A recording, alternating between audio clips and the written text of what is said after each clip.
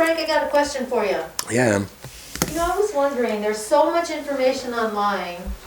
I mean, honestly, Frank, can't someone go and get what they need online? Why does anyone really need to spend time with someone in person? You're talking about life insurance? Yep. Well, probably the best way to answer that is to tell you a story, which is a true story. I have thousands of life insurance clients, and I've gotten them from a variety of different ways, referrals, lead responses, a number of different ways. And I'm thinking about one particular client who, a woman in her early 60s, she worked at a grocery store. And she called me, and I think she got my name by referral. And she said, I need to talk with you about insurance for my family. So I sat down with her, I met with her. These are the days when you can still talk to people face to face, not these coronavirus days that we're in where everything is done virtually. And I could probably do it online too, with her. I know I can do it with others because we're already doing it. But on her story, her case was that she wasn't making a lot of money, and she wasn't married. She had 3 or 4 sons and a half dozen grandsons.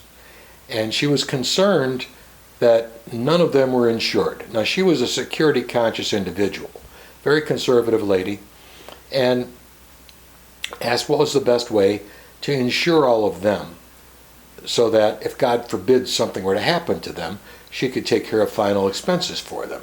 And I think that's pretty responsible on her part.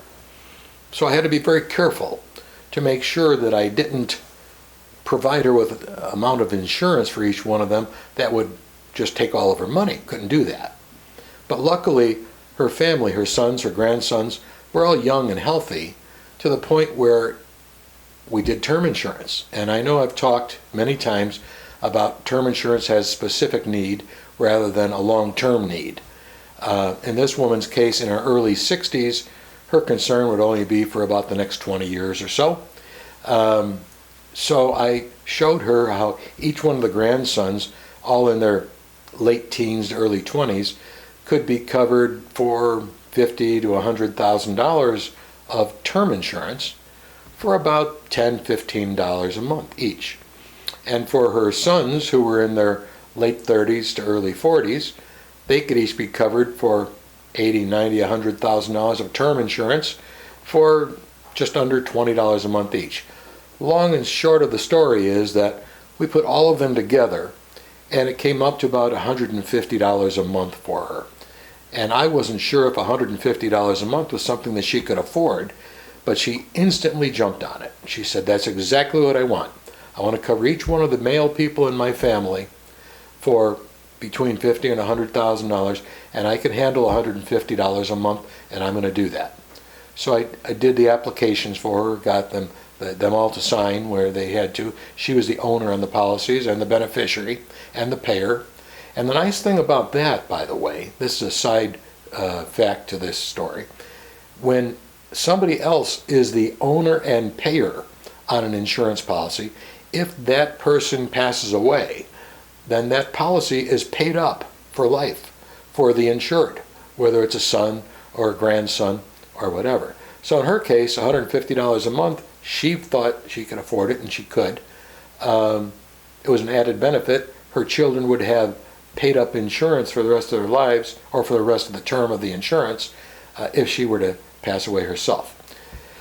Well, it wasn't 3 or 4 years into her coverage that one of her 19-year-old grandsons got involved in a weekend battle, a party at somebody's house that resulted in a fight, and he got shot. Long story short, he got killed.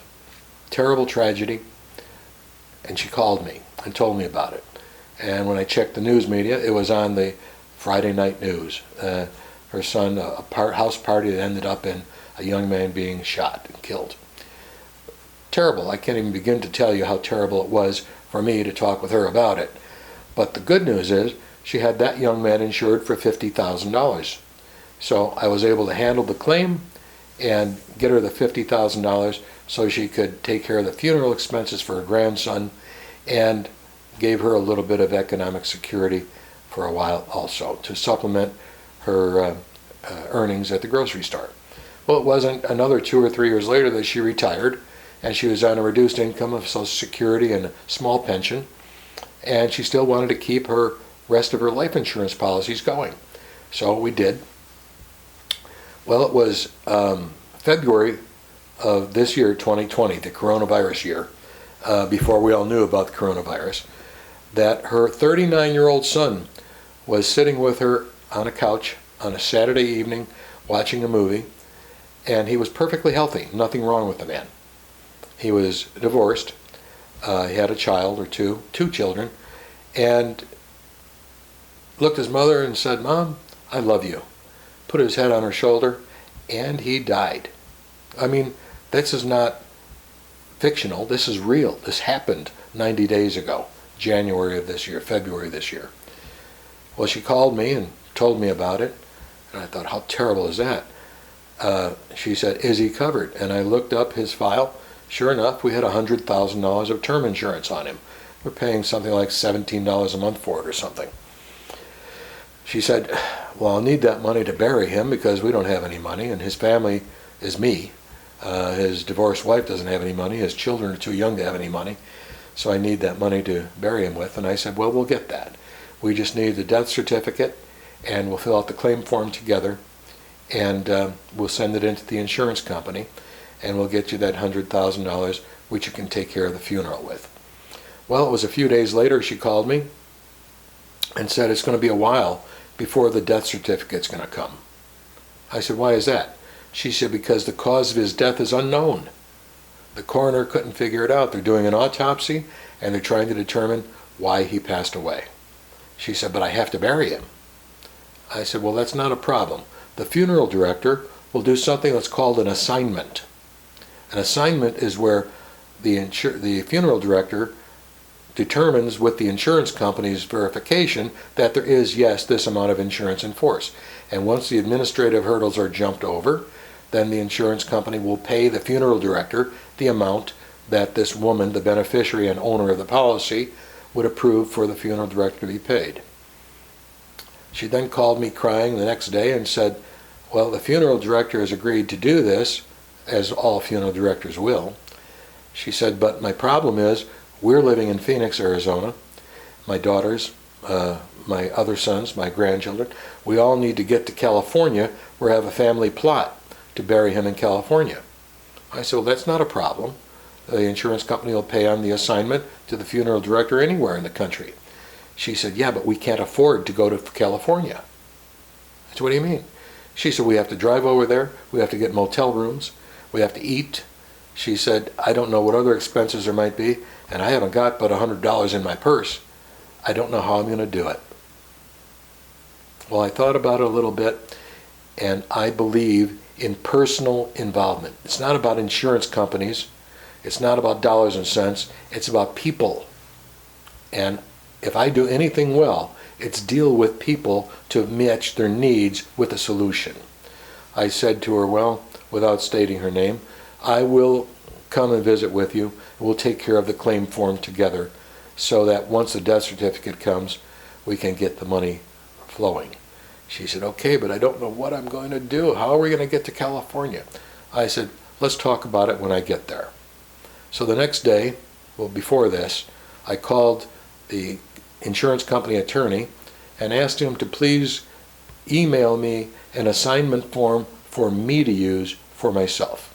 And I went to this lady's home and I sat down with her and I said, "How much money are you going to need to go to California?" She said, "I was hoping to get about $2,000 of advance on the insurance claim so that we could afford to get to California to bury him with." And I said, "Well, Mrs. So-and-so, instead of $2,000, how would $3,000 in cash work for you?" And I gave her $3,000 of my own money. She started crying. And when she stopped crying and hugging me, I told her, "I'm not giving you any gifts. This is your own money. I'm just advancing it out of my bank account to you so that once the claim is processed and paid, I'll have an assignment so that the insurance company will pay me the $3,000 back." She couldn't stop thanking me. I gave her the $3,000. She signed the assignment. I kept it in a file until we got the death claim. They went to California. they wanted to bury the son, but the funeral director called me from California and said, we have an assignment that we can process for the insurance company to pay us for the cost of the burial and the funeral. He said, but we don't know if the claim is going to be paid because we don't know about the cause of death. And I said, well, that'll be on the death certificate. And he said, yeah, but what about the cause of death? Can the beneficiary collect the money if they were involved in the cause of death? I said, that's a great question. Let me find out the answer for you. So I called the coroner in Phoenix, Arizona, and I mentioned the case, and I asked, where is a death certificate?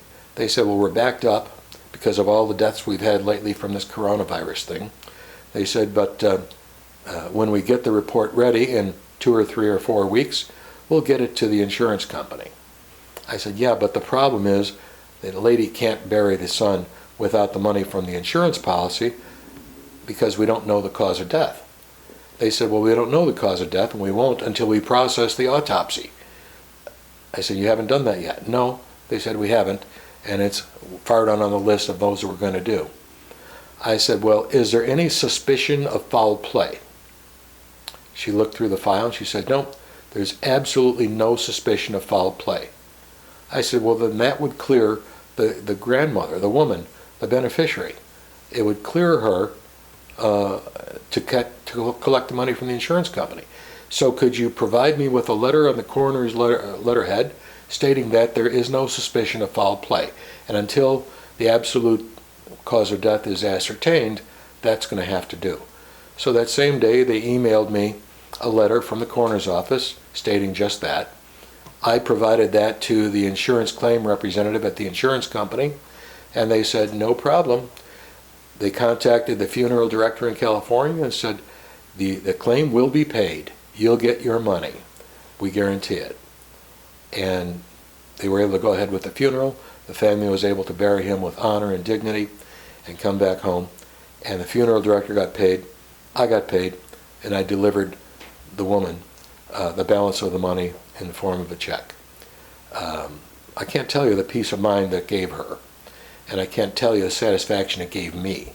Because I'm able to do something good, out of the box. Something that people need that's not written on paper. You have to deal with people as people. Fit their needs, solve their needs. That's what I do. If I have any success in life, it's dealing with individuals on a personal basis. Now, most of my success in doing that has been in dealing with people face to face, over their kitchen table or their dining room table. And now, in the coronavirus days that we live in, that's not possible. The same thing can happen, virtual now, by computer, by FaceTime on the phone, all kinds of ways for us to contact. We have insurance companies who will issue policies today with no physical exam involved, no blood or urine involved, no height and weight involved. They're only going to go by the computer record as to what the individual's health history has been and a prescription history has been. And with your word as an applicant and my word as a representative, we can get the policy issued without ever meeting in person. That works very well for my clients who are existing, and I have thousands of clients in my files that we deal with on a daily basis, answering their questions, serving their needs. But how do we get new people to talk to? If you call me, or if you have a friend or a relative or a neighbor or something you care about, someone you care about who is concerned about their life insurance needs, I'll treat them just as I treat every single one of my clients, as individual, valued people. Okay? That's what we do here. Frank Strocchio, 602-404-9440. You can see us on Facebook. I've got a number of videos posted there, as this one is. But I can't help people unless they contact me. So, if you think that's a good idea for your people, for your family, for your friends, pass it on. I'll be more than happy to deal with all of them. Each one is the most important person in the world to me.